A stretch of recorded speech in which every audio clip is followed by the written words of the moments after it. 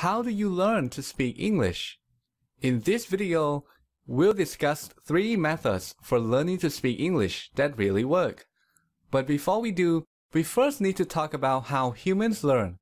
This is important because if you have some basic understanding of how we learn, you'll be able to distinguish good learning methods from bad ones. So let's begin. The first thing you need to know is that there are 2 types of learning. The first type of learning is called explicit learning or conscious learning.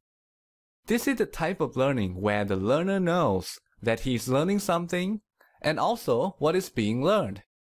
One example of explicit learning is studying grammar.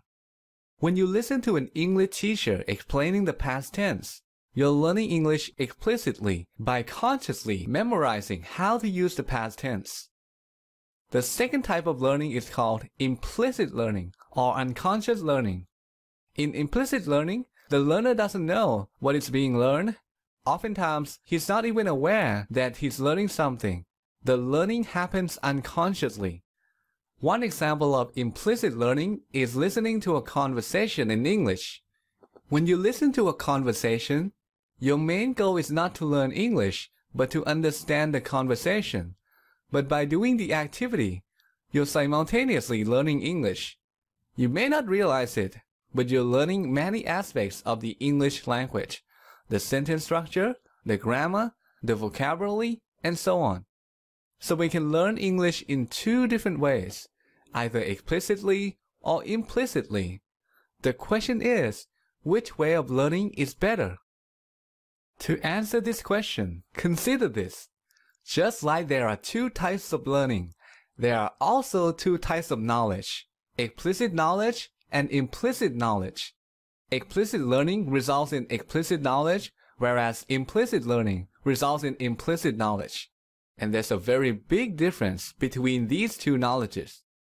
Accessing explicit knowledge requires conscious thought. You have to think about the knowledge in order to use it. This means that if you want to speak English properly, you have to think about English. You have to think about whether to use the past tense or something else. You have to think about how to form a sentence properly. But that's impossible because when you speak, there's no time to think about any of that.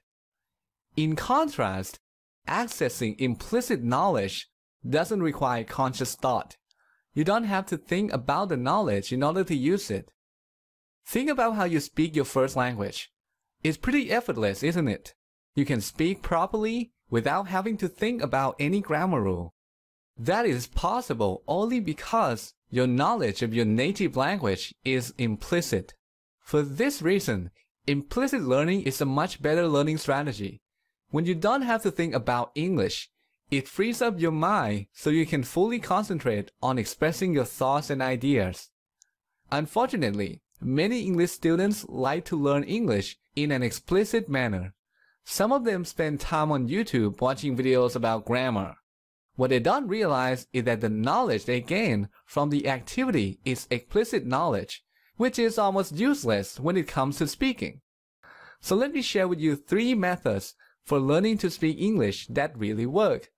I'll give you an overview of them as well as their advantages and disadvantages.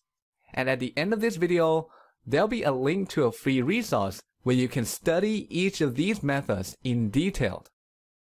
The first method is listening. Just listen to English as much as possible. An advantage of this method is that it's easy to do. You can do it while stuck in traffic, while exercising, while waiting in line, and so on. But the main drawback of this method is that it's too passive. Listening alone is not enough. You have to combine listening with some sort of speaking practice. And that brings us to the next method, which is to use English speaking courses that teach English implicitly. Let's see how these courses work. Is there a cat? No, there is not cat. No, there isn't a cat. What is there? There is a dog. A dog. There's a dog.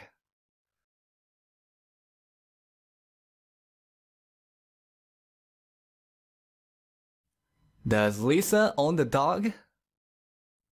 No, Lisa doesn't own the dog. No, she doesn't. Lisa doesn't own the dog. Who owns the dog then? Okay, so that's one example. Here's another one. There was a guy named John. He wanted to own a restaurant.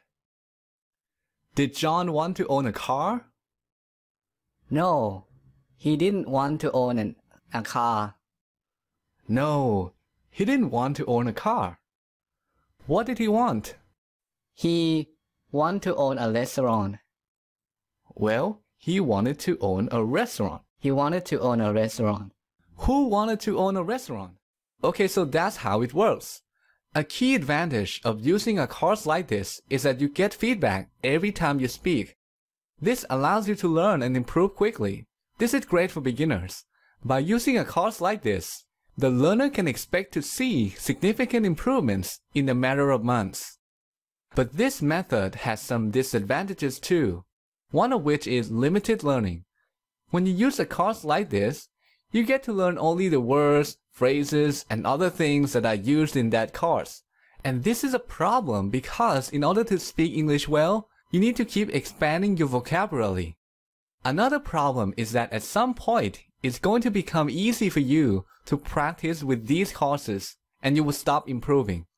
When that happens, you're going to need to use a different method in order to keep getting better. And that brings us to the last method, which is called imitation. This is a practice where you listen to a conversation or a story in English and then try to tell that story in your own words. And by doing so, you get to learn grammar, vocabulary, and other aspects of English.